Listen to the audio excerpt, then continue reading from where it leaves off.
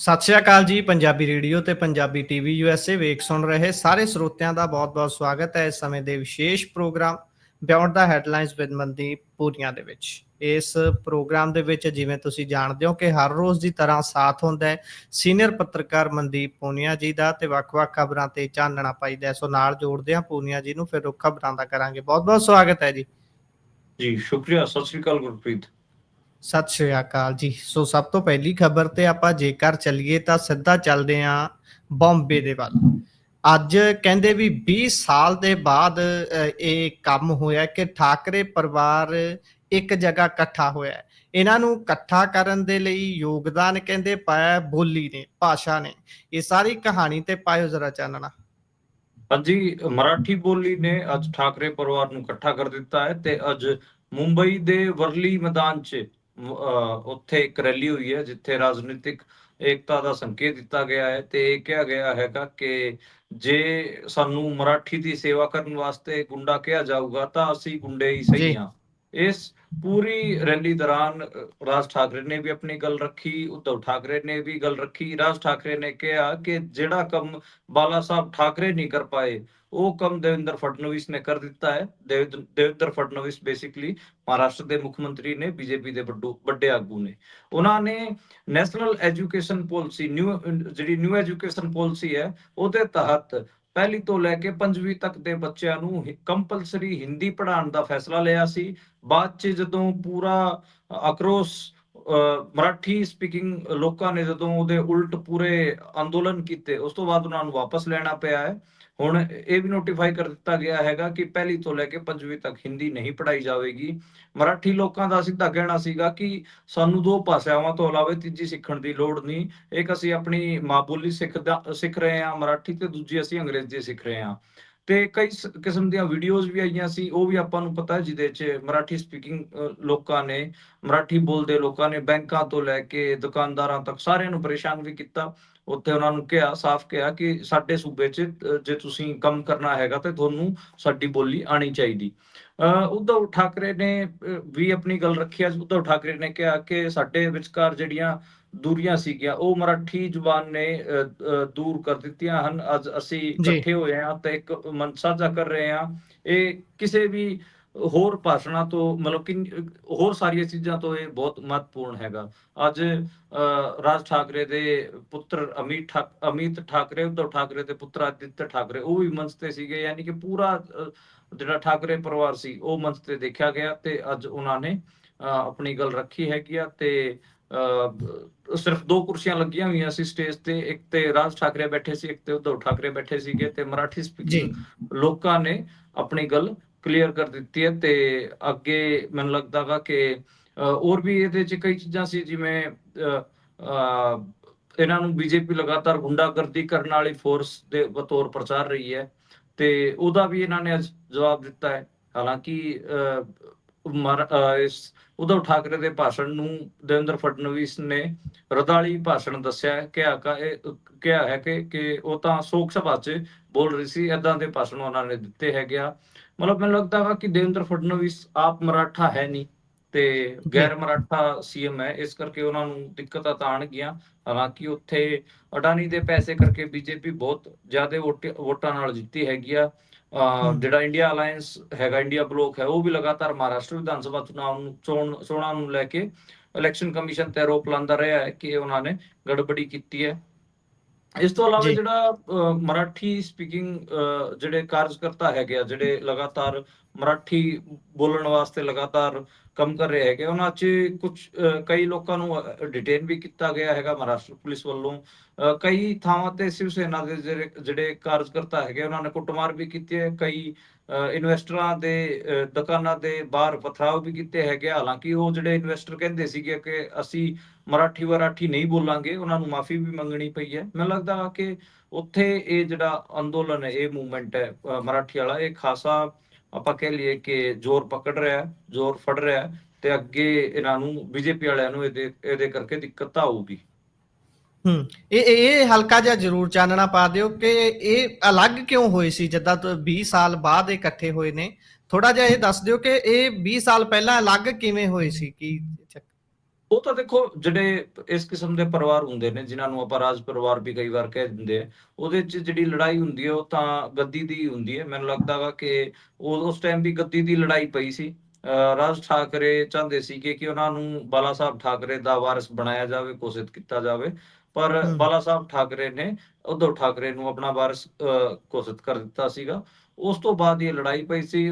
ਰਾਜ ਠਾਕਰੇ ਨੇ ਆਪਣੀ ਅੱਡ ਪਾਰਟੀ ਬਣਾ ਲਈ ਸੀ, ਜਿਵੇਂ ਇਹਨਾਂ ਦੀ ਸ਼ਿਵ ਸੈਨਾ ਪਾਰਟੀ ਸੀ ਉद्धਵ ਠਾਕਰੇ ਹੋਣਾ ਦੀ, ਤੇ ਰਾਜ ਠਾਕਰੇ ਨੇ ਆਪਣੀ ਮਹਾਰਾਸ਼ਟਰ ਨਵ ਨਿਰਮਾਣ ਸੈਨਾ ਬਣਾ ਲਈ ਸੀ, ਜਿਹਨੂੰ ਮਨਸੇ ਕਿਹਾ ਜਾਂਦਾ ਸੀ, ਉਹ ਪਾਰਟੀ ਬਣਾ ਲਈ ਸੀ। ਅੱਜ ਮੈਨੂੰ ਲੱਗਦਾ ਵਾ ਕਿ ਹੁਣ ਦੂਰੀਆਂ ਕੱਟ ਰਹੀਆਂ ਨੇ, ਤੇ ਸ਼ਾਇਦ ਕੀ ਹੂੰ ਪਤਾ ਆਪਣੀ ਪਾਰਟੀ ਦਾ ਜਿਹੜਾ ਆਪਾਂ ਕਹਿ ਲਈਏ ਕਿ ਮਰਜਰ ਹੈਗਾ, ਆਪਣੀ ਪਾਰਟੀ ਦਾ ਮਰਜਰ ਵੀ ਉਹ ਸ਼ਿਵ ਸੈਨਾ ਉद्धਵ ਠਾਕਰੇ ਚ ਕਰ ਸਕਦੇ ਨੇ। ਇਹ ਅੱਗੇ ਆਪਾਂ ਨੂੰ ਦਿਖ ਰਿਹਾ। ਜੀ, ਅੱਗੇ ਚੱਲਦੇ ਹਾਂ, ਗੱਲ ਕਰਦੇ ਹਾਂ ਜੀਓਪੋਲਿਟਿਕਸ ਦੀ ਤੇ ਨਾਲ ਟੈਰਿਫ ਦੀ, ਜਿੱਥੇ ਟਰੰਪ ਹਰ ਕਿਸੇ ਨੂੰ ਆਪਣੇ ਡੰਡੇ ਦੇ ਜ਼ੋਰ ਦੇ ਨਾਲ ਹੀ ਮਨਾ ਰਿਹਾ ਹੈ ਕਿ ਵਪਾਰ ਦੀ ਭਾਸ਼ਾ ਬੇਸਿਕਲੀ ਜੇ ਕਹੀਏ ਬੋਲੀ ਜਾ ਰਹੀ ਹੈ ਕਿ ਜਿਹੜਾ ਵੀ ਦੇਸ਼ ਥੋੜੀ ਜਿਹੀ ਤਣਾਤਣੀ ਚਾਹੁੰਦਾ ਹੈ ਉਸ ਤੇ ਟੈਰਿਫ ਵਧਾ ਕੇ ਉਸ ਨੂੰ ਰੋਕਣ ਦੀ, ਉਸ ਨੂੰ ਡਰਾਉਣ ਦੀ ਕੋਸ਼ਿਸ਼ ਕੀਤੀ ਜਾਂਦੀ ਹੈ। ਜਦੋਂ ਭਾਰਤ ਤੇ ਪਾਕਿਸਤਾਨ ਦੀ ਆਪਸੀ ਲੜਾਈ ਦੀ ਗੱਲ ਉਹ ਕਰਦੇ ਨੇ, ਇਸ 'ਚ ਵੀ ਬਿਜ਼ਨਸ ਇੰਟਰਸਟ ਦੀ ਗੱਲ ਨੂੰ ਅੱਗੇ ਰੱਖ ਕੇ ਹੀ ਉਹ ਤੋਲਦੇ ਨੇ। ਹੁਣ ਪਿਊਸ਼ ਗੋਇਲ ਹੁਣੀ ਬੋਲੇ ਨੇ, ਉਹਨਾਂ ਨੇ ਕਿਹਾ ਕਿ ਅਮਰੀਕਾ ਦੇ ਨਾਲ ਜਿਹੜਾ ਇਹ ਵਪਾਰਕ ਸੰਧੀ ਹੋਊਗੀ ਇਹ ਦੋਨੋਂ ਧਿਰਾਂ ਦੇ ਫਾਇਦੇ ਦੇ ਨਾਲ ਹੀ ਹੋਊਗੀ, ਉਸ ਤੋਂ ਬਿਨਾਂ ਨਹੀਂ ਹੋਊਗੀ। ਹਾਲਾਂਕਿ ਕਿਸਾਨਾਂ ਦੇ ਲਈ ਜੋ ਦੱਸਿਆ ਜਾ ਰਿਹਾ ਹੈ ਕਿ ਅਮਰੀਕਾ ਦੇ ਪੱਖ ਤੋਂ ਜਿਹੜੀ ਗੱਲ ਅਮਰੀਕਾ ਕਰ ਰਿਹਾ ਹੈ ਉਸ ਦੇ ਨਾਲ ਭਾਰਤੀ ਕਿਸਾਨਾਂ ਦਾ ਖਾਸਾ ਨੁਕਸਾਨ ਹੋਣਾ ਹੈ, ਜਿਸ ਦੇ ਖਿਲਾਫ ਕਿਸਾਨ ਪਤਾ ਨਹੀਂ ਕਿਉਂ ਜ਼ਿਆਦਾ ਅੱਗੇ ਨਹੀਂ ਆ ਰਹੇ, ਇਸ ਤੇ ਗੱਲ ਨਹੀਂ ਕਰ ਰਹੇ ਆਪਣੀ। ਤੇ ਹੁਣ ਪਾਇਓ ਚਾਨਣਾ ਸ਼ਾਇਦ 9 ਜੁਲਾਈ ਤੱਕ ਦਾ ਹੀ ਸਮਾਂ ਦਿੱਤਾ ਗਿਆ ਸੀ ਇਹਨਾਂ ਨੂੰ। ਹਾਂਜੀ, ਟਾਈਮ ਪੀਰੀਅਡ ਦੇ ਕੇ ਬੇਸਿਕਲੀ ਟੈਰਿਫ ਤੇ ਇੰਡੀਆ ਨੂੰ ਝੁਕਾਉਣ ਦੀ ਕੋਸ਼ਿਸ਼ ਕਰ ਰਿਹਾ ਸੀ ਡੋਨਾਲਡ ਟਰੰਪ, ਤੇ ਉਹਦੇ ਤੇ ਰਾਹੁਲ ਗਾਂਧੀ ਨੇ ਬੋਲਦੇ ਹੋਇਆ ਕਿਹਾ ਹੈ ਕਿ ਨਰਿੰਦਰ ਮੋਦੀ ਟਰੰਪ ਦੇ ਦਬਾਅ ਹੇਠ ਆ ਜਾਣਗੇ ਤੇ ਉਹਨਾਂ ਦੀ ਜਿਹੜੀ ਸ਼ਰਤਾਂ ਹੈਗੀਆਂ ਟ੍ਰੇਡ ਵਾਲੀਆਂ ਉਹ ਮੰਨ ਲੈਣਗੇ। ਹਾਲਾਂਕਿ ਪਿਊਸ਼ ਗੋਇਲ ਜਿਹੜੇ ਕਿ ਕੈਬਨਿਟ ਮਿਨਿਸਟਰ ਨੇ, ਉਹਨਾਂ ਨੇ ਦਾਅਵਾ ਕੀਤਾ ਹੈਗਾ ਕਿ ਇੰਡੀਆ ਕਿਸੇ ਦੇ ਸਾਹਮਣੇ ਨਹੀਂ ਝੁਕਦਾ ਹੈਗਾ। ਉਹਦਾ ਮਤਲਬ ਇਹਦੇ 'ਚ ਇੱਕ ਅਪਡੇਟ ਇਹ ਵੀ ਹੈ ਕਿ ਜਿਹੜਾ ਟ੍ਰੇਡ ਡੀਲ ਵਾਸਤੇ ਅਮਰੀਕਾ ਗਈ ਹੋਈ ਸੀ ਇੰਡੀਆ ਦੀ ਟੀਮ, ਉਹ ਵਾਪਸ ਪਰਤ ਗਈ ਹੈਗੀ ਆ। ਤੇ ਉਹਦੇ 'ਚ ਇਹ ਦੱਸਿਆ ਜਾ ਰਿਹਾ ਹੈਗਾ ਕਿ ਡੇਅਰੀ ਅਤੇ ਖੇਤੀਬਾੜੀ ਨੂੰ ਲੈ ਕੇ ਟੀਮ ਖਾਸੀ ਅਸਮੰਜਸ ਚ ਦਿਖ ਰਹੀ ਸੀ। ਜਿਹੜੇ ਗੱਲਬਾਤ ਕਰਨ ਵਾਸਤੇ ਇਧਰੋਂ ਇੰਡੀਆ ਵੱਲੋਂ ਭੇਜੇ ਗਏ ਸੀ, ਉਹਨਾਂ 'ਚ ਨਾਂ ਸੀਗਾ ਰਾਜੇਸ਼ ਅਗਰਵਾਲ ਦੇ ਅਗਵਾਈ ਹੇਠ ਇਹ ਪੂਰਾ ਆਪਾਂ ਕਹਿ ਲਈਏ ਕਿ ਡੈਲੀਗੇਸ਼ਨ ਭੇਜਿਆ ਗਿਆ ਸੀਗਾ। ਉਹ ਹੁਣ ਵਾਪਸ ਆ ਗਿਆ ਵਾਸ਼ਿੰਗਟਨ 'ਚ। ਉਹਨਾਂ ਨੇ 2 ਰਾਊਂਡ ਦੀ ਗੱਲਬਾਤ ਕੀਤੀ ਸੀਗੀ ਤੇ ਦੱਸਿਆ ਜਾ ਰਿਹਾ ਹੈਗਾ ਕਿ 1 ਰਾਊਂਡ ਦੀ ਹੋਰ ਗੱਲਬਾਤ ਹੋਊਗੀ। ਬੇਸਿਕਲੀ 9 ਜੁਲਾਈ ਦਾ ਟਾਈਮ ਦਿੱਤਾ ਸੀ ਡੋਨਾਲਡ ਟਰੰਪ ਹੋਣਾ ਨੇ। 26% ਟੈਰਿਫ ਵੀ ਲਾਇਆ ਸੀਗਾ। ਤੇ ਦੇਖੋ ਪੇਚ ਕਿੱਥੇ ਫਸ ਰਿਹਾ, ਆਪਾਂ ਸਿੱਧਾ ਉੱਥੇ ਹੀ ਆ ਜਾਂਦੇ ਹਾਂ। ਪੇਚ ਫਸ ਰਿਹਾ ਇੱਕ ਤਾਂ ਡੇਰੀ ਪ੍ਰੋਡਕਟਾਂ ਤੇ ਦੂਜਾ ਜਿਵੇਂ ਅਮਰੀਕਨ ਸੇਬ, ਐਪਲ ਹੈਗੇ ਉਹਨਾਂ ਤੇ, ਟਰੀ ਨਟਸ ਤੇ ਜਿਵੇਂ ਕੈਲੀਫੋਰਨੀਆ ਐਲਮੰਡਸ ਵਗੈਰਾ ਹੋ ਗਏ, ਤੇ ਜੈਨੇਟਿਕਲੀ ਮੋਡੀਫਾਈਡ ਜਿਹੜੀ ਫਸਲਾਂ ਹੈਗੀਆਂ ਉਹਨਾਂ ਤੇ, ਇਹਨਾਂ ਤੇ ਪੇਚ ਫਸ ਰਿਹਾ ਹੈ। ਤੇ ਉਹਨਾਂ 'ਚ ਕਿਤੇ ਨਾ ਕਿਤੇ ਅਮਰੀਕਾ ਚਾਹ ਰਿਹਾ ਹੈਗਾ ਕਿ ਉਹਨਾਂ ਨੂੰ ਆਪਣੀ ਫਸਲਾਂ, ਸੇਬ ਤੋਂ ਲੈ ਕੇ ਅਖਰੋਟ, ਬਦਾਮ ਜਾਂ ਫਿਰ ਜੀਐਮ ਫਸਲਾਂ ਤੋਂ ਲੈ ਕੇ ਸਾਰਾ ਕੁਝ ਇੰਡੀਆ 'ਚ ਵੇਚਣ ਦਿੱਤਾ ਜਾਵੇ, ਤੇ ਜਿਹੜਾ ਟੈਰਿਫ ਲਾਇਆ ਜਾਂਦਾ ਉਹਦੇ 'ਚ ਜਿਹੜਾ ਆਪਾਂ ਕਹਿ ਦਈਏ ਕਿ ਟੈਕਸ ਲਾਇਆ ਜਾਂਦਾ ਹੈ ਉਹਦੇ 'ਚ ਛੋਟ ਮਿਲੇ। ਇਹ ਗੱਲ ਉਹ ਕਹਿ ਰਹੇ ਨੇ। ਡੇਰੀ ਮਤਲਬ ਉਹ ਡੇਰੀ ਨੂੰ ਲੈ ਕੇ ਵੀ ਇੰਡੀਆ ਤੋਂ ਡੀਲ ਕਰਨਾ ਚਾਹ ਰਿਹਾ ਹੈਗਾ, ਤੇ ਇਹਦੇ ਤੇ ਹੋਇਆ ਨਹੀਂ, ਪਰ ਮਤਲਬ ਕੋਈ ਨਿਸ਼ਕਰਸ਼ ਨਿਕਲਿਆ ਨਹੀਂ। ਤੇ ਉਹਨਾਂ ਜਿਹੜਾ ਇੰਡੀਆ ਤੋਂ ਡੈਲੀਗੇਸ਼ਨ ਗਿਆ ਸੀ ਉਹਨੇ ਕੋਈ ਜਵਾਬ ਨਹੀਂ ਦਿੱਤਾ ਹੈਗਾ, ਪਰ ਦਬਾਅ ਤਾਂ ਬਹੁਤ ਜ਼ਿਆਦਾ ਹੈ ਡੋਨਾਲਡ ਟਰੰਪ ਦਾ। ਜੇ ਇਹ ਸਾਰਾ ਕੁਝ ਹੋ ਜਾਂਦਾ ਹੈਗਾ ਤੇ ਉਹਦੇ ਕਰਕੇ ਦੇਖੋ ਸੇਬ ਵਾਲੇ ਮਾਮਲੇ ਤੇ ਸਿੱਧਾ ਕਸ਼ਮੀਰ ਅਤੇ ਹਿਮਾਚਲ ਵਾਲੇ ਕਿਸਾਨਾਂ ਦਾ ਬਹੁਤ ਨੁਕਸਾਨ ਹੋਣਾ ਹੈ। ਅਖਰੋਟ ਜੀ ਜਾਂ ਐਲਮੰਡ ਕਰਕੇ ਵੀ, ਬਦਾਮ ਕਰਕੇ ਵੀ ਉੱਥੇ ਹੀ ਨੁਕਸਾਨ ਜ਼ਿਆਦਾ ਹੋਣਾ ਹੈ। ਜੀਐਮ ਫਸਲਾਂ ਕਰਕੇ ਹਰਿਆਣੇ, ਪੰਜਾਬ ਜਾਂ ਫਿਰ ਜਿੱਥੇ ਵੀ ਆਪਾਂ ਕਹਿ ਲਈਏ ਕਿ ਗ੍ਰੀਨ ਕ੍ਰਾਂਤੀ ਹੋਈ ਹੈ, ਗ੍ਰੀਨ ਰੈਵੋਲੂਸ਼ਨ ਹੋਈ ਹੈ, ਉਹਨਾਂ ਇਲਾਕਿਆਂ ਨੂੰ ਦਿੱਕਤ ਆਣਗੀਆਂ, ਨੁਕਸਾਨ ਹੋਊਗਾ। ਤੇ ਇਹ ਮੈਨੂੰ ਲੱਗਦਾ ਵਾ ਇਸ ਕਰਕੇ ਹੀ ਨਰਿੰਦਰ ਮੋਦੀ ਥੋੜਾ ਝਿਜਕ ਰਿਹਾ ਹੈਗਾ, ਜਾਂ ਫਿਰ ਕਹਿ ਲਓ ਇੰਡੀਆ ਦਾ ਜਿਹੜਾ ਡੈਲੀਗੇਸ਼ਨ ਸੀਗਾ ਉਹ ਝਿਜਕ ਰਿਹਾ ਹੈ। ਡੇਰੀ ਪ੍ਰੋਡਕਟਸ ਵਾਲੇ ਮਾਮਲੇ ਤੇ ਵੀ ਇੰਡੀਆ ਦੇ ਕਿਸਾਨਾਂ ਦਾ ਠੀਕ ਠਾਕ ਨੁਕਸਾਨ ਹੋ ਸਕਦਾ ਹੈਗਾ। ਜਿਵੇਂ ਪਨੀਰ ਤੋਂ ਲੈ ਕੇ ਹੋਰ ਜਿਹੜੇ ਡੇਰੀ ਪ੍ਰੋਡਕਟਸ ਨੇ, ਉਹ ਜੇ ਅਮਰੀਕਾ ਤੋਂ ਇੱਧਰ ਆਉਣਗੇ ਤਾਂ ਇੰਡੀਆ ਵਾਲੇ ਪ੍ਰੋਡਕਟਸ ਤਾਂ ਪਿੱਟ ਜਾਣਗੇ। ਇੱਕ ਤਾਂ ਉਹਨਾਂ ਦੀ ਕੁਆਲਿਟੀ ਵੀ ਚੰਗੀ ਹੁੰਦੀ ਹੈ, ਸ਼ਾਇਦ ਉਹਨਾਂ ਦਾ ਜਿਹੜਾ ਪ੍ਰੋਡਕਸ਼ਨ ਹੈ ਉਹ ਵੀ ਬਹੁਤ ਜ਼ਿਆਦਾ ਹੈ, ਤੇ ਇੱਧਰੋਂ ਸਸਤੇ ਆਪਾਂ ਕਹਿ ਲਓ ਕਿ ਸਸਤੇ ਦਾਮਾਂ 'ਚੋਂ ਵੇਚਣਗੇ, ਤਾਂ ਇਸ ਕਰਕੇ ਇੰਡੀਅਨ ਜਿਹੜਾ ਡੇਅਰੀ ਸੈਕਟਰ ਹੈ ਉਹ ਵੀ ਡਰਿਆ ਹੋਇਆ ਹੈ। ਬੇਸਿਕਲੀ ਦੇਖੋ ਇਹਦੇ 'ਚ ਹੋਇਆ ਕੀ, ਪਹਿਲਾਂ ਤਾਂ ਨਰਿੰਦਰ ਮੋਦੀ ਹੋਰੀ ਤਿਆਰ ਹੋ ਗਏ ਸੀਗੇ। ਇਹਨਾਂ ਨੇ 30 ਮਈ ਨੂੰ ਇੱਕ ਵਰਕਿੰਗ ਪੇਪਰ ਬੇਸਿਕਲੀ ਚੜਾਤਾ ਸੀਗਾ ਆਪਣੇ ਨੀਤੀ ਆਯੋਗ ਦੇ, ਆਪਾਂ ਕਹਿ ਲਈਏ ਕਿ ਇੱਕ ਵਰਕਿੰਗ ਪੇਪਰ ਬਣਾ ਕੇ ਨੀਤੀ ਆਯੋਗ ਵਾਸਤੇ ਜਿਹੜਾ ਥਿੰਕ ਟੈਂਕ ਕੰਮ ਕਰਦਾ ਗਾ, ਉਹਨੇ ਵੀ ਆਪਣਾ ਚੜਾਤਾ ਸੀ, ਨੀਤੀ ਆਯੋਗ ਨੇ ਵੀ ਆਪਣੀ ਵੈਬਸਾਈਟ ਤੇ ਚੜਾਤਾ ਸੀਗਾ। ਤੇ ਉਹਦੇ ਤੇ ਫਿਰ ਜੀ ਕਿਸਾਨ ਸੰਗਠਨਾਂ ਨੇ ਰੋਲਾ ਪਾ ਲਿਆ। ਕਿਸਾਨ ਜਥੇਬੰਦੀਆਂ ਕਹਿੰਦੀ ਕਿ ਜਿਹੜਾ ਇਹਦੇ 'ਚ ਜੀਐਮ ਸੋਇਆਬੀਨ, ਜੀਐਮ ਮੱਕੀ ਦੀ ਜਿਹੜੀ ਗੱਲ ਹੈ, ਉਹ ਕਿਤੇ ਨਾ ਕਿਤੇ ਇੰਡੀਆ ਵਾਸਤੇ ਖਾਸੀ ਪਰੇਸ਼ਾਨੀ ਖੜੀ ਕਰੂਗੀ। ਆਪਾਂ ਨੂੰ ਪਤਾ ਹੀ ਹੈ ਕਿ ਕਿੰਨਾ ਮੱਕਾ ਪੰਜਾਬ 'ਚ, ਹਰਿਆਣੇ 'ਚ ਲੱਗਦਾ ਹੈ, ਹੋਰ ਬਾਕੀ ਸੂਬਿਆਂ 'ਚ ਵੀ ਲੱਗਦਾ ਗਾ। ਹੁਣ ਮੈਂ ਜੀ ਦੁਆਬੇ 'ਚ ਫਿਰ ਰਿਹਾ ਸੀ, ਹੁਸ਼ਿਆਰਪੁਰ ਵਾਲੇ ਇਲਾਕੇ 'ਚ, ਉੱਥੇ ਬਹੁਤ ਜ਼ਿਆਦਾ ਮਾਤਰਾ 'ਚ ਲੋਕਾਂ ਨੇ ਮੱਕੀ ਲਾਈ ਹੋਈ ਸੀ, ਤੇ ਹੁਣ ਉਹ ਮੱਕੀ ਵੱਢ ਰਹੇ ਸੀਗੇ। ਜੀ ਦੇਖੋ ਜੀਐਮ ਮੱਕੀ ਜੇ ਅਮਰੀਕਾ ਇੱਧਰ ਡੰਪ ਕਰੂਗਾ ਇੰਡੀਆ ਦੇ ਵਿੱਚ, ਉਹਦੇ ਕਰਕੇ ਇੰਡੀਆ ਦੇ ਜਿਹੜਾ ਮੱਕਾ ਹੈਗਾ ਉਹਦਾ ਰੇਟ ਨਹੀਂ ਬਣਨਾ। ਦੂਜਾ ਐਂ ਸੋਇਆਬੀਨ ਦਾ ਮਾਮਲਾ ਹੈਗਾ, ਸੋਇਆਬੀਨ ਦਾ ਉਦਾਂ ਹੀ ਆਪਣੇ ਇੰਡੀਆ 'ਚ ਖਾਸਾ ਕ੍ਰਾਈਸਿਸ ਰਹਿੰਦਾ ਹੈ ਐਮਐਸਪੀ ਨੂੰ ਲੈ ਕੇ। ਤੇ ਜੇ ਉਧਰੋਂ ਆਣਗੇ ਤਾਂ ਫਿਰ ਇੱਧਰ ਵਾਲੇ ਜਿਹੜੇ ਐਮਐਸਪੀ ਦੀ ਫਸਲ, ਜਿਹੜੀ ਸੋਇਆਬੀਨ ਦੀ ਫਸਲ ਉਹ ਵੀ ਪਿਟੂਗੀ। ਤਾਂ ਇਸ ਕਰਕੇ ਇਹ ਮਾਮਲਾ ਸੀਗਾ। ਬਾਅਦ 'ਚ ਜਦੋਂ ਰੌਲਾ ਪਾਇਆ ਗਿਆ, ਉਦੋਂ ਇਸ ਪੇਪਰ ਨੂੰ ਹਟਾ ਲਿਆ ਗਿਆ। ਤੇ ਲੇਕਿਨ ਮਤਲਬ ਅਮਰੀਕਨਸ ਲਗਾਤਾਰ ਇਸ ਤੇ ਕਹਿ ਰਹੇ ਨੇ ਕਿ ਸਾਨੂੰ ਇੰਡੀਆ ਦੇ ਵਿੱਚ ਆਪਣੇ ਐਗਰੀ ਪ੍ਰੋਡਕਟਸ ਅਤੇ ਡੇਅਰੀ ਪ੍ਰੋਡਕਟਸ ਵੇਚਣ ਦੀ ਇਜਾਜ਼ਤ ਦਿੱਤੀ ਜਾਵੇ। ਜੀ ਸੋ ਜੇਕਰ ਅੱਗੇ ਚੱਲੀਏ ਤਾਂ ਹਰਿਆਣੇ ਦੇ ਕਹਿੰਦੇ ਇੱਕ ਆਰਟੀਆਈ ਐਕਟਿਵਿਸਟ ਨੂੰ ਆਰਟੀਆਈ ਮੰਗਣੀ, ਸੂਚਨਾ ਮੰਗਣੀ ਬਹੁਤ ਮਹਿੰਗੀ ਪੈ ਗਈ। ਕਹਿੰਦੇ 1 ਕੁਇੰਟਲ ਦੇ ਕਰੀਬ ਕਾਗਜ਼ ਭਰ ਕੇ ਭੇਜ ਦਿੱਤੇ ਗਏ ਉਸ ਦੇ ਘਰ। ਹਾਂਜੀ, ਇੱਕ ਆਰਟੀਆਈ ਐਕਟਿਵਿਸਟ ਹੈਗੇ ਆ ਕੁਰੂਕਸ਼ੇਤਰ ਤੋਂ, ਉਹਨਾਂ ਨੇ ਜਾਣਕਾਰੀ ਮੰਗੀ ਸੀ, ਪੰਕਜ ਅਰੋੜਾ ਉਹਨਾਂ ਦਾ ਨਾਂ ਹੈ, ਤੇ ਉਹਨਾਂ ਨੇ 30 ਜਨਵਰੀ ਨੂੰ ਜਾਣਕਾਰੀ ਮੰਗੀ ਸੀ ਕਿ ਪਬਲਿਕ ਹੈਲਥ ਦੇ 2 ਸਾਲ ਦਾ ਲੇਖਾ ਜੋਖਾ ਉਹਨਾਂ ਨੂੰ ਦਿੱਤਾ ਜਾਵੇ। ਤੇ ਉਹਦੇ 'ਚ ਪਹਿਲਾਂ ਤਾਂ ਜਿਹੜੇ ਅਧਿਕਾਰੀ ਸੀਗੇ ਉਹ ਦੇ ਨਹੀਂ ਰਹੇ ਸੀ। ਤੇ ਫਿਰ ਉਹਨੇ ਡੀਸੀ ਨੂੰ ਇਹ ਸ਼ਿਕਾਇਤ ਪੱਤਰ ਲਿਖਤਾ ਸੀ ਉਹਨਾਂ ਦੇ ਉਲਟ, ਤੇ ਡੀਸੀ ਨੇ ਜਦੋਂ ਪਬਲਿਕ ਹੈਲਥ ਦੇ ਕਰਮਚਾਰੀਆਂ ਨੂੰ ਧਮਕਾਇਆ, ਉਸ ਤੋਂ ਬਾਅਦ ਉਹਨਾਂ ਨੇ ਫਿਰ ਇਹ ਆਰਟੀਆਈ ਭੇਜ ਦਿੱਤੀ ਹੈ।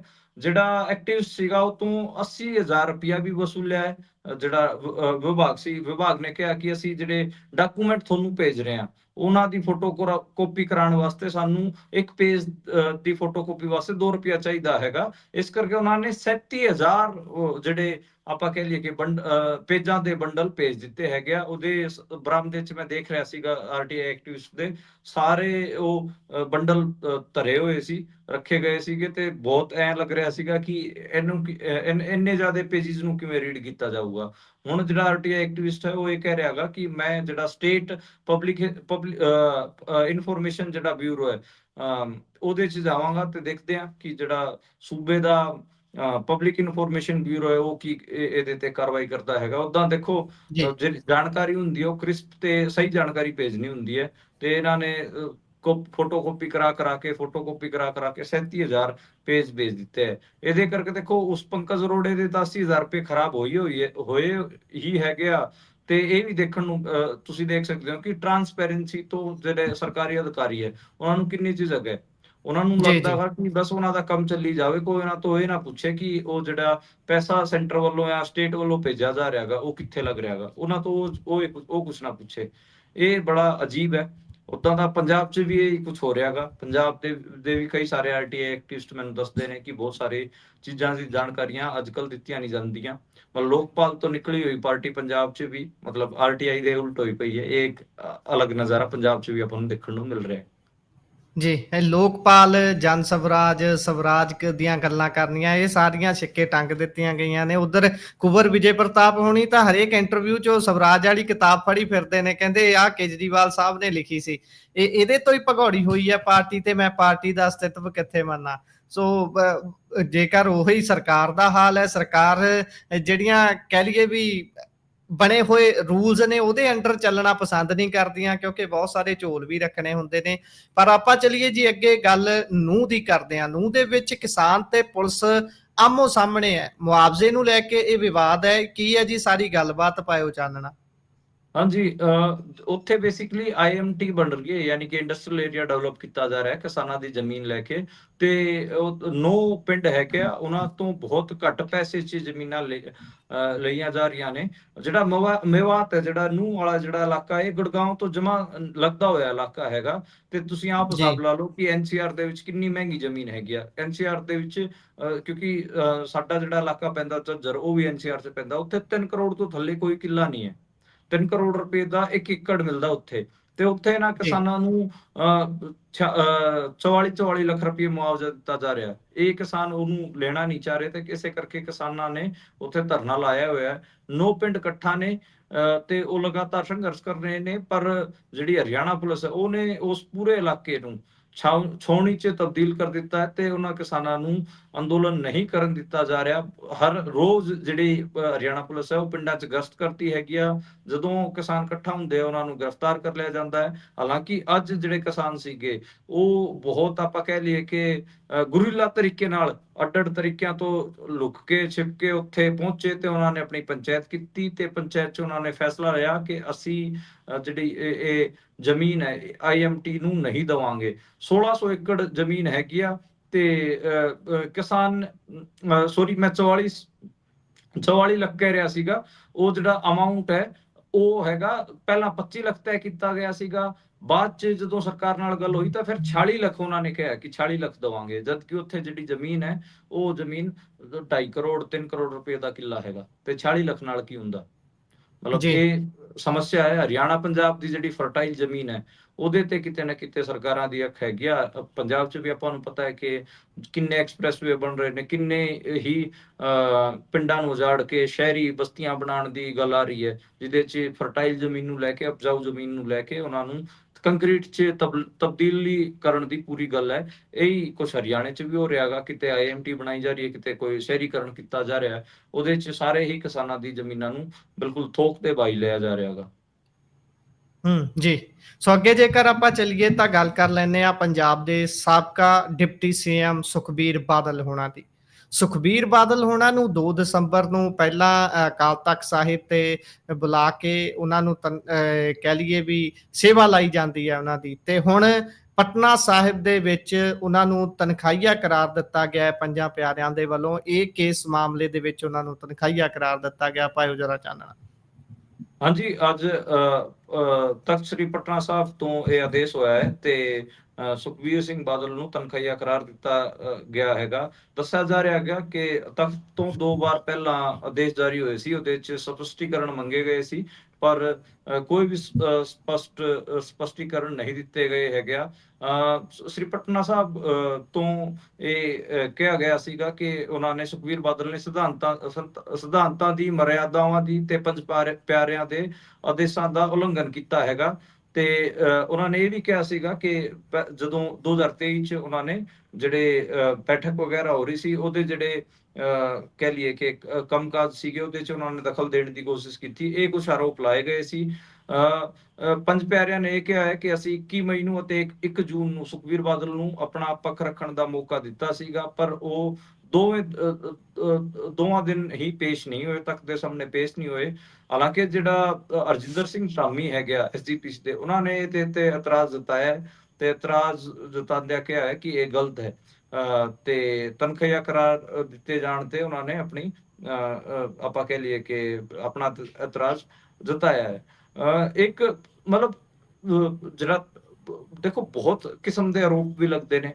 ਜਿਵੇਂ ਇੱਕ ਆਰੋਪ ਇਹ ਲੱਗਦਾਗਾ ਕਿ ਤਖ਼ਤ ਸ੍ਰੀ ਪਟਨਾ ਸਾਹਿਬ ਦੀ ਜਿਹੜੀ ਕਮੇਟੀ ਹੈ, ਉਹਦੇ ਬਹੁਤ ਸਾਰੇ ਲੋਕ ਆਰਐਸਐਸ ਵੱਲ ਪ੍ਰਭਾਵਿਤ ਹਨ, ਤੇ ਉਧਰ ਉਹ ਝਾਕਦੇ ਨੇ।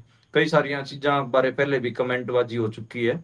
ਮੈਂ ਉਸ ਵੱਲ ਨਹੀਂ ਜਾਂਦਾ, ਉਸ ਤਰਫ ਨਹੀਂ ਜਾਂਦਾ, ਪਰ ਮੈਨੂੰ ਲੱਗਦਾ ਹੈਗਾ ਕਿ ਜੋ ਪੂਰਾ ਪ੍ਰੋਸੈਸ ਰਿਹਾ 2 ਦਸੰਬਰ ਦਾ, ਉਸ ਤੋਂ ਬਾਅਦ ਦਾ, ਉਹ ਸਾਰੇ ਚੀਜ਼ਾਂ ਤੇ ਪਹਿਲਾਂ ਹੀ ਸਵਾਲ ਖੜੇ ਹੋ ਚੁੱਕੇ ਨੇ।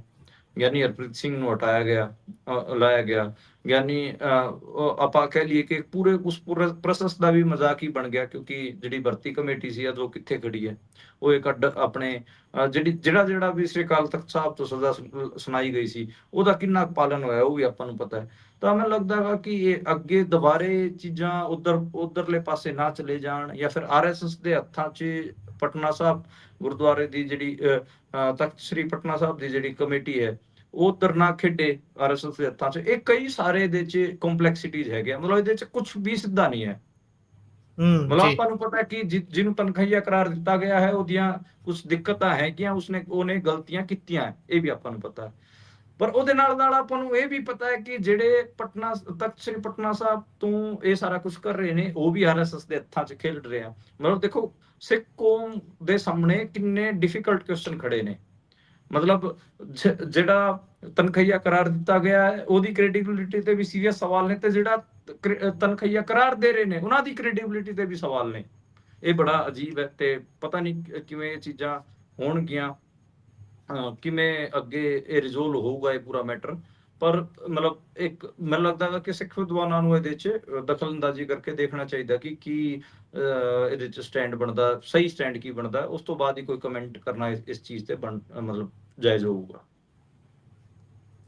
ਜੀ ਸੋ ਜੇਕਰ ਆਪਾਂ ਇਸ ਤੋਂ ਅੱਗੇ ਚੱਲੀਏ ਤਾਂ ਗੱਲ ਕਰ ਲੈਂਦੇ ਆ ਪੰਜਾਬ ਹਰਿਆਣਾ ਦੇ ਪਾਣੀ ਯਾਨੀ ਕਿ SYL ਵਿਵਾਦ ਦੇ ਉੱਪਰ। ਕਹਿੰਦੇ ਵੀ ਦੋਨੇ ਧਿਰਾਂ ਤਿਆਰ ਨੇ ਤੇ ਦਿੱਲੀ ਦੇ ਵਿੱਚ ਮੀਟਿੰਗ 9 ਤਰੀਕ ਨੂੰ ਹੈ। ਹਾਂਜੀ 9 ਜੁਲਾਈ ਨੂੰ ਮੀਟਿੰਗ ਹੋਊਗੀ। ਜਿਹੜੇ ਕੇਂਦਰੀ ਜਲ ਸ਼ਕਤੀ ਮੰਤਰੀ ਹੈਗੇ CR ਪਾਟਲ, ਉਹਨਾਂ ਨੇ ਇਹ ਮੀਟਿੰਗ ਸੱਦੀ ਹੈਗੀ। ਉਹਦੇ 'ਚ ਹਰਿਆਣਾ ਦੇ ਮੁੱਖ ਮੰਤਰੀ ਨਾਇਬ ਸੈਣੀ ਅਤੇ ਪੰਜਾਬ ਦੇ ਮੁੱਖ ਮੰਤਰੀ ਭਗਵੰਤ ਮਾਨ ਰਹਿਣਗੇ। ਮੈਂ ਪਹਿਲਾਂ ਹੀ ਦੱਸ ਦਿੰਦਾ ਇਸ ਮੀਟਿੰਗ 'ਚ ਨਿਕਲਣਾ ਕੱਖ ਨਹੀਂ। ਉਧਰ ਹਰਿਆਣੇ ਵਾਲਾ ਮੰਤਰੀ ਮੁੱਖ ਮੰਤਰੀ ਮਾੜੇ ਮੋਟੇ ਬਿਆਨ ਦੇ ਕੇ ਹਰਿਆਣੇ ਬਾਰੇ ਉਹ ਨੰਬਰ ਕੁੱਟ ਲੂਗਾ, ਇੱਧਰ ਨੰਬਰ ਕੁੱਟ ਲੂਗਾ ਤੁਹਾਡੇ ਭਗਵੰਤ ਮਾਨ। ਇਹ ਦੇਖੋ ਸੌਖੇ ਨੰਬਰ ਕੁੱਟਣ ਦਾ ਪੂਰਾ ਖੇਡ ਬਣਿਆ ਹੋਇਆ ਹੈ, ਠੀਕ ਹੈ। ਇਹਦੇ 'ਚ ਹੁੰਦਾ ਕੁਛ ਨਹੀਂ। ਆਪਾਂ ਨੂੰ ਪਤਾ ਹੈ ਕਿ ਇਹ ਇੱਕ ਮਰਿਆ ਹੋਇਆ ਸੱਪ ਹੈ, ਇਹਨੂੰ ਮਤਲਬ ਇਹਦੀ ਕੋਈ ਗੱਲ ਵੀ ਮਤਲਬ ਹਰਿਆਣੇ ਨੂੰ ਤੁਸੀਂ ਜਮਨਾ ਦਾ ਪਾਣੀ ਦਿਓ, ਗੱਲ ਖਤਮ ਕਰੋ, ਸਿੱਧੀ ਗੱਲ ਹੈ। ਕਿਉਂਕਿ ਜਮਨਾ ਦਰਿਆ ਹਰਿਆਣੇ ਚੋਂ ਲੰਘਦਾ ਹੈਗਾ। ਹੁਣ ਜਮਨਾ ਦਰਿਆ ਦਾ ਪਾਣੀ ਤੁਸੀਂ ਰਾਜਸਥਾਨ ਅਤੇ ਉੱਤਰ ਪ੍ਰਦੇਸ਼ ਨੂੰ ਦੇਣਾ ਚਾਹ ਰਹੇ ਹੋ, ਫਿਰ ਹਰਿਆਣਾ ਕੀ ਕਰੂਗਾ? ਅਤੇ ਹਰਿਆਣੇ ਦੀ ਤੁਸੀਂ ਪੋਜੀਸ਼ਨਿੰਗ ਕਰ ਰੱਖੀ ਹੈ ਕਿ ਤੁਸੀਂ ਪੰਜਾਬ ਦਾ ਪਾਣੀ ਮੰਗੋ। ਇਹ ਥੋੜੀ ਨਾ ਹੋ ਸਕਦਾ। ਇਹ ਤਾਂ ਮਤਲਬ ਜਮਾ ਆਪਾਂ ਕਹਿ ਲਈਏ ਕਿ ਮੂਰਖਤਾ ਵਾਲੀ ਗੱਲ ਹੈ।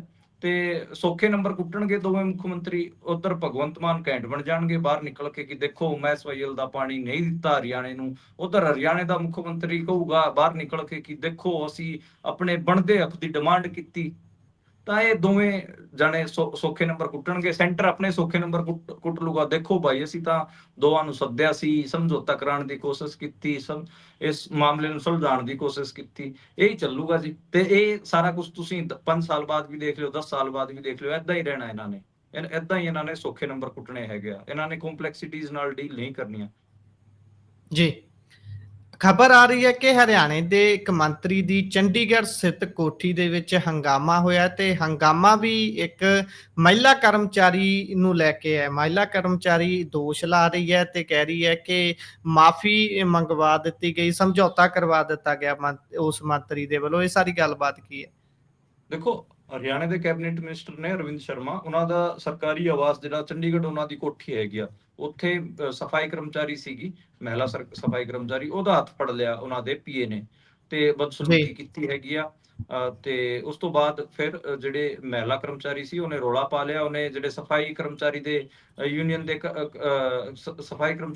ਦੇ ਜਿਹੜੇ ਵਰਕਰ ਸੀਗੇ ਉਹਨਾਂ ਨੂੰ ਸੱਦ ਲਿਆ, ਮੈਂਬਰਸ ਨੂੰ। ਤੇ ਉਸ ਤੋਂ ਬਾਅਦ ਪੂਰਾ ਉੱਥੇ ਉਹਨਾਂ ਨੇ ਪ੍ਰਦਰਸ਼ਨ ਵੀ ਕੀਤਾ। ਬਾਅਦ 'ਚ ਜਿਹੜਾ ਮੰਤਰੀ ਸਾਹਿਬ ਆਏ, ਉਹਨਾਂ ਨੇ ਜਿਹੜਾ ਉਹਨਾਂ ਦਾ PA ਸੀ ਉਹਨਾਂ ਦੇ ਉਲਟ FIR ਨਹੀਂ ਕਟਾਉਣ ਦਿੱਤੀ ਗਈ ਤੇ ਉਸ ਮਹਿਲਾ ਨੂੰ ਸਮਝਾ ਲਿਆ ਗਿਆ, ਉਹਦੇ ਤੇ ਦਬਾਅ ਪਾਇਆ ਗਿਆ ਕਿ ਤੇਰੀ ਨੌਕਰੀ ਵੀ ਜਾ ਸਕਦੀ ਹੈ। ਇਸ ਕਿਸਮ ਦਾ ਕੰਮ ਹੋਇਆ। ਬਾਅਦ 'ਚ ਫਿਰ ਆਪਾਂ ਕਹਿ ਲਈਏ ਕਿ ਜਿੰਨਾ ਦਬਾਅ ਮਹਿਲਾ ਤੇ ਪਾਇਆ ਗਿਆ ਸੀ ਮੰਤਰੀ ਵੱਲੋਂ, ਉਹ ਕੇਸ ਤਾਂ ਦਰਜ ਹੋਣਾ ਨਹੀਂ ਸੀ। ਪਹਿਲਾਂ ਹੀ ਉਸਨੇ ਪੁਲਿਸ ਨੂੰ ਕਹਿਤਾ ਸੀਗਾ ਕਿ ਕੇਸ ਦਰਜ ਨਾ ਕਰੋ, ਮੈਂ ਰਿਜ਼ੋਲਵ ਕਰਾ ਰਿਹਾ। ਤੇ ਹੁਣ ਉਹ ਮਾਮਲਾ ਮੇਰੇ ਹਿਸਾਬ ਨਾਲ ਰਿਜ਼ੋਲਵ ਹੋ ਚੁੱਕਿਆ ਹੈਗਾ। ਹਾਲਾਂਕਿ ਬਹੁਤ ਸਾਰੇ ਮਹਿਲਾ ਸੰਗਠਨ ਹੁਣ ਉਸ ਮਹਿਲਾ ਕਰਮਚਾਰੀ ਨਾਲ ਗੱਲ ਕਰ ਰਹੇ ਨੇ ਕਿ ਉਹ FIR ਕਰਾਣਗੇ ਜਾਂ ਨਹੀਂ ਕਰਾਣਗੇ, ਉਹ ਤਾਂ ਆਪਾਂ ਨੂੰ ਕੱਲ ਨੂੰ ਪਤਾ ਲੱਗੂਗਾ। ਪਰ ਹਜੇ ਇੱਕ ਵਾਰ ਵਾਸਤੇ ਲੱਗ ਰਿਹਾ ਹੈਗਾ ਕਿ ਉਸ ਮਹਿਲਾ ਤੇ ਦਬਾਅ ਪਾ ਕੇ ਸਮਝੌਤਾ ਕਰਾ ਦਿੱਤਾ ਗਿਆ ਹੈ। ਜੀ। ਸੋ ਜੇਕਰ ਅਗਲੀ ਖਬਰ ਤੇ ਚੱਲੀਏ ਤਾਂ ਕਹਿੰਦੇ ਪੰਜਾਬ ਦੇ ਵਿੱਚ 2 ਵੱਡੇ ਫੈਸਲੇ ਕਰਨ ਦੀ ਤਿਆਰੀ ਹੈ ਤੇ ਵਿਸ਼ੇਸ਼ ਤੌਰ ਦੇ ਉੱਪਰ ਸੱਤਰ ਵੀ ਸੱਦ ਲਿਆ ਗਿਆ ਹੈ। 10 ਤੇ 11 ਜੁਲਾਈ ਨੂੰ ਤੇ 7 ਨੂੰ ਕੈਬਨਿਟ ਦੀ ਮੀਟਿੰਗ ਹੋਣੀ ਹੈ। ਇਹ ਵਿਸ਼ੇਸ਼ 2 ਵੱਡੇ ਫੈਸਲੇ ਕਿਹੜੇ ਨੇ? ਇਹ ਦੱਸਿਆ ਤਾਂ ਇਹ ਜਾ ਰਿਹਾ ਕਿ ਇਹਨਾਂ ਦੇ ਨਾਲ ਸਿੱਧਾ 27 ਦੇ ਲਈ ਆਪਣੇ ਆਪ ਨੂੰ ਪੱਕੇ ਕਰਨ ਦੀ ਤਿਆਰੀ ਹੈ ਵੀ ਸਾਰੇ ਪੰਜਾਬੀ ਸਾਡੇ ਹੱਕ 'ਚ ਭੁਗਤੇ ਜਾਣ। ਬਿਲਕੁਲ, ਦੇਖੋ ਇਹ ਕੱਲ ਇਹਨਾਂ ਨੇ ਇੱਕ ਨੋਟੀਫਿਕੇਸ਼ਨ ਜਾਰੀ ਕੀਤੀ ਸੀ ਜਿਹਦੇ ਚ ਕਿਹਾ ਹੋਇਆ ਸੀਗਾ ਕਿ 10 ਅਤੇ 11 ਜੁਲਾਈ ਨੂੰ ਵਿਸ਼ੇਸ਼ ਸੈਸ਼ਨ ਬੁਲਾਇਆ ਜਾਊਗਾ, ਸਪੈਸ਼ਲ ਸੈਸ਼ਨ ਬੁਲਾਇਆ ਜਾਊਗਾ ਵਿਧਾਨ ਸਭਾ ਦਾ, ਤੇ 7 ਜੁਲਾਈ ਨੂੰ ਇਹ ਕੈਬਨਿਟ ਮੀਟਿੰਗ ਹੋਣੀ ਹੈ। 2 ਕਾਨੂੰਨ ਕੇ ਦੱਸੇ ਜਾ ਰਹੇ ਨੇ ਕਿ ਜਿਨ੍ਹਾਂ ਤੇ ਹੋਣਾ ਮਾਮਲਾ। ਇੱਕ ਤਾਂ ਬੇਅਦਬੀ ਦੇ ਉਲਟ ਸਖਤ ਕਾਨੂੰਨ ਦੀ ਗੱਲ ਬਣਾਉਣ ਦੀ ਗੱਲ ਕਹਿ ਰਹੀ ਹੈ ਆਮ ਆਦਮੀ ਪਾਰਟੀ, ਤੇ ਦੂਜਾ ਕਿਹਾ ਜਾ ਰਿਹਾ ਹੈਗਾ ਕਿ ਨਸ਼ੇ ਨੂੰ ਖਤਮ ਕਰਨ ਵਾਸਤੇ ਕੋਈ ਨਾ ਕੋਈ ਸਟੈਪ ਲੈ ਸਕਦੇ ਨੇ। ਇਹ 2 ਚੀਜ਼ਾਂ ਹੈਗੀਆਂ। ਦੇਖੋ ਬੇਸਿਕਲੀ ਮੈਂ ਦੇਖ ਰਿਹਾ ਸੀਗਾ ਕਿ ਲਗਾਤਾਰ ਕੇਜਰੀਵਾਲ ਹੋਰਾਂ ਦੇ ਜਿਹੜੇ ਉਹਨਾਂ ਨੂੰ ਸਲਾਹ ਦੇਣ ਵਾਲੇ ਲੋਕ ਹੈਗੇ ਆ, ਉਹ ਲਗਾਤਾਰ ਇੱਕੋ ਗੱਲ ਕਹਿ ਰਹੇ ਨੇ। ਮੇਰੀ ਵੀ ਕਈ ਵਾਰ ਗੱਲ ਹੋ ਜਾਂਦੀ ਹੈ ਉਹਨਾਂ ਦੇ ਸਲਾਹਕਾਰਾਂ ਨਾਲ, ਤੇ ਉਹ ਮੈਨੂੰ ਵੀ ਫੋਨ ਲਾ ਕੇ ਪੁੱਛਦੇ ਰਹਿੰਦੇ ਨੇ ਕਿ ਕੀ ਕਰੀਏ। ਮੈਂ ਕਿਹਾ ਸਾਡਾ ਖੇੜਾ ਛੱਡੋ, ਪੱਤਰਕਾਰ ਤਾਂ ਤੁਹਾਡੇ ਸਾਰੇ ਉਲਟੀ ਨੇ, ਕਿਉਂਕਿ ਤੁਸੀਂ ਪੱਤਰਕਾਰਾਂ ਤੇ FIR ਕਰਾ ਰਹੇ ਹੋ ਅਤੇ ਪੰਜਾਬ ਦੀ ਜਿਹੜੇ ਪ੍ਰੋਬਲਮਸ ਹੈਗੇ ਆ ਉਹਨਾਂ ਨੂੰ ਸੀਰੀਅਸਲੀ ਰਿਜ਼ੋਲਵ ਕਰਨ ਦੀ ਥਾਂ ਤੇ ਤੁਸੀਂ ਨੈਰੇਟਿਵ ਤੇ ਕੰਮ ਕਰ ਰਹੇ ਹੋ। ਮੈਨੂੰ ਲੱਗਦਾ ਹੈ ਕਿ ਇਹ ਜਿਹੜਾ ਕਾਨੂੰਨ ਹੈ, ਤੁਸੀਂ ਸਹੀ ਕਿਹਾ ਕਿ 27 ਵਾਸਤੇ ਇਹਨਾਂ ਨੇ ਤਿਆਰੀ ਕੀਤੀ ਹੈ। ਉਹਨਾਂ ਦੇ ਸਲਾਹਕਾਰ ਜੀ। ਲਗਾਤਾਰ ਆਮ ਆਦਮੀ ਨੂੰ ਇਹ ਕਹਿ ਰਹੇ ਸੀਗੇ, ਅਰਵਿੰਦ ਕੇਜਰੀਵਾਲ ਹੋਰਾਂ ਨੂੰ ਇਹ ਕਹਿ ਰਹੇ ਸੀਗੇ ਕਿ ਆਪਣੀ ਪਾਰਟੀ ਦੇ ਅੰਦਰ ਪੰਥ ਇੰਜੈਕਟ ਕਰੋ।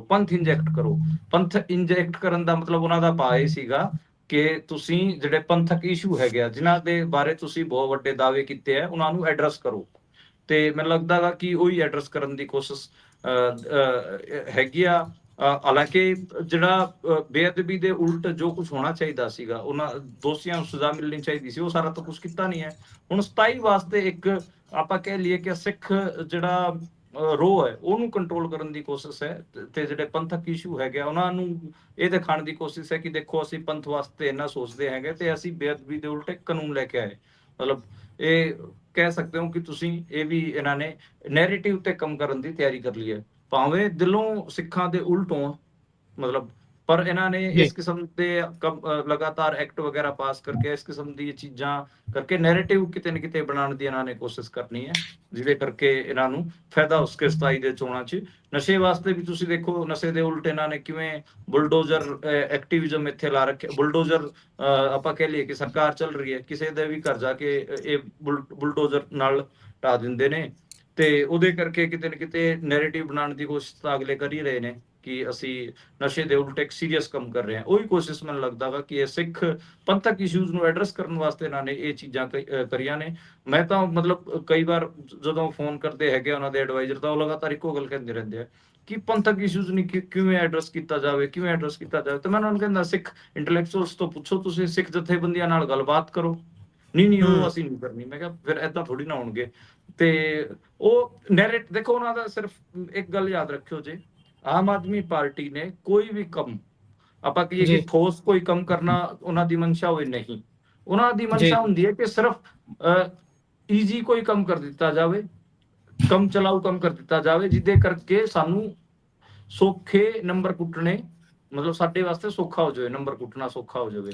ਤੇ ਉਹ ਸੌਖੇ ਨੰਬਰ ਕੁੱਟਣ ਦੀ ਕਿਤੇ ਨਾ ਕਿਤੇ ਅਗਲੇ ਤਿਕੜਮ ਬਿੜਾਉਂਦੇ ਰਹਿੰਦੇ ਹੈਗੇ ਆ, ਤੇ ਤਾਂ ਕਿ ਉਹਨਾਂ ਦੇ ਨੈਰੇਟਿਵ 'ਚ ਉਹਨਾਂ ਨੂੰ ਫਾਇਦਾ ਮਿਲੇ। ਮੈਨੂੰ ਲੱਗਦਾ ਕਿ ਉਸੇ ਦੀ ਇਹਨਾਂ ਨੇ ਤਿਆਰੀ ਕੀਤੀ ਹੈਗੀ ਆ।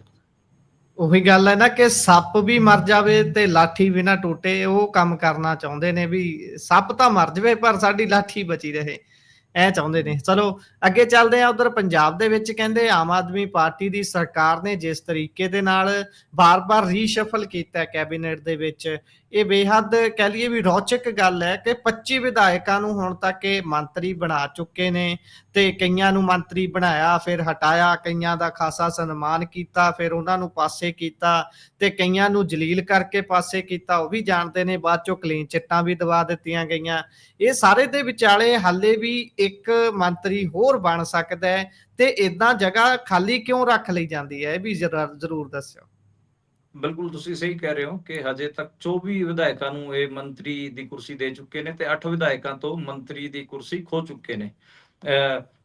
ਆਪਾਂ ਨੂੰ ਇਹ ਵੀ ਪਤਾ ਹੈ ਕਿ 3 ਸਾਲ ਚ 9 ਮੰਤਰੀ ਹਟਾਏ ਗਏ ਨੇ ਤੇ ਹਜੇ ਵੀ ਆਪਾਂ ਕਹਿ ਲਓ ਕਿ 2 ਜਿਹੜੀ ਪੋਸਟਾਂ ਹੈਗੀਆਂ, 2 ਮੰਤਰਾਲੇ ਹੈਗੇ ਆ, 2 ਡਿਪਾਰਟਮੈਂਟ ਉਹਨਾਂ ਦੇ ਖਾਲੀ ਹੈਗੇ ਆ। ਤੇ ਚਾਹੇ ਵਿਜੇ ਸਿੰਗਲਾ ਦੀ ਗੱਲ ਕਰ ਲਓ, ਉਹ ਤਾਂ ਸਿਰਫ 2 ਮਹੀਨੇ ਹੀ ਮੰਤਰੀ ਰਹੇ ਸੀ ਤੇ ਉਹਨਾਂ ਤੋਂ ਵੀ ਠੇਕੇਦਾਰਾਂ ਤੋਂ ਕਮਿਸ਼ਨ ਮੰਗਣ ਕਰਕੇ ਉਹਨਾਂ ਤੋਂ ਕੁਰਸੀ ਖੋਲੀ ਸੀ। ਬਾਅਦ ਚ ਉਹਨਾਂ ਨੂੰ ਕੁਰਸੀ ਵਾਪਸ ਆਪਾਂ ਕਹਿ ਲਈਏ ਕਿ ਕਲੀਨ ਚਿੱਟ ਦੇ ਦਿੱਤੀ ਗਈ ਸੀ। ਫੌਜਾ ਸਿੰਘ ਸਰਾਰੀ ਤੋਂ ਕੁਰਸੀ ਖੋਈ ਗਈ, ਉਹ ਵੀ 6 ਮਹੀਨੇ ਮੰਤਰੀ ਰਹੇ ਸੀ। ਇੰਦਰਬੀਰ ਸਿੰਘ ਨਿੱਜਰ ਤੋਂ ਕੁਰਸੀ ਖੋਈ ਗਈ ਹੈਗੀ ਆ। ਬ੍ਰਹਮ ਸ਼ੰਕਰ ਜਿੰਪਾ ਤੋਂ ਖੋਈ ਗਈ ਕਿਰਪਾ ਤੋਂ ਹੈਗੀ ਆ। ਚੇਤਨ ਸਿੰਘ ਜੋੜ ਮਾਜਰਾ ਤੋਂ ਜੋੜਾ ਕੁਰਸੀ ਖੋਈ ਮਾਜਰਾ। ਗਈ ਹੈਗੀ ਆ। ਅਨਮੋਲ ਗਗਨ ਮਾਨ ਜਿਹਨੇ 5 ਮਿੰਟ ਚ ਜਿਹੜੀ MSP ਦੇਣ ਦੀ ਗੱਲ ਕਰਦੀ ਸੀ, ਉਹਦੇ ਤੋਂ ਕਿਤੇ ਨਾ ਕਿਤੇ ਮੰਤਰੀ ਕੁਰਸੀ ਖੋਈ ਗਈ ਹੈ। ਬਲਕਾਰ ਸਿੰਘ ਤੋਂ ਖੋਈ ਗਈ ਹੈਗੀ ਆ। ਗੁਰਮੀਤ ਸਿੰਘ ਮੀਤੇਰ ਤੋਂ ਖੋਈ ਗਈ ਹੈਗੀ ਆ ਕੁਰਸੀ। ਕੁਲਦੀਪ ਸਿੰਘ ਢਾਲੀਵਾਲ ਤੋਂ ਤਾਂ ਹੁਣ ਲੇਟੈਸਟ ਹੀ ਜਿਹੜੀ ਕੁਰਸੀ ਹੈ ਉਹ ਖੋਈ ਗਈ ਹੈਗੀ ਆ। ਜੀ, ਸੋ ਇਹ ਹਾਲ ਹੈ ਇਸ ਸਰਕਾਰ ਦਾ। ਸੋ ਇਸੇ ਦੇ ਨਾਲ ਪ੍ਰੋਗਰਾਮ ਦੇ ਵਿੱਚ ਖਬਰਾਂ ਇਸੇ ਤਰੀਕੇ ਦੇ ਨਾਲ ਤੁਹਾਡੇ ਅੱਗੇ ਲੈ ਕੇ ਪੇਸ਼ ਹੁੰਦੇ ਰਹਾਂਗੇ। ਸੋ ਇੱਥੇ ਹੀ ਸਮਾਂ ਹੁੰਦਾ ਹੈ ਸਮਾਪਤ। ਸੋ ਤੁਸੀਂ ਜੁੜੇ ਪੂਨੀਆ ਜੀ ਖਬਰਾਂ ਤੇ ਚਾਨਣਾ ਪਾਇਆ, ਬਹੁਤ ਬਹੁਤ ਤੁਹਾਡਾ ਧੰਨਵਾਦ ਜੀ।